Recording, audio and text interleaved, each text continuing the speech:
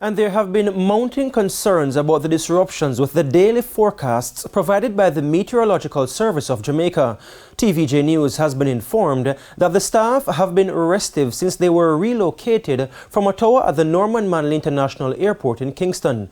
We were told they have been moved to another location which has not been suitable for duties.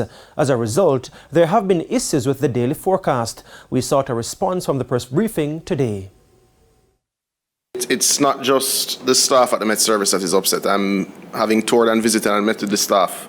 I'm particularly upset at the issues that they're facing. It's unacceptable, but there are meetings scheduled to resolve the issues with the airport operators and indeed with the airport's authority. And as soon as it is resolved, we will bring the nation up to date.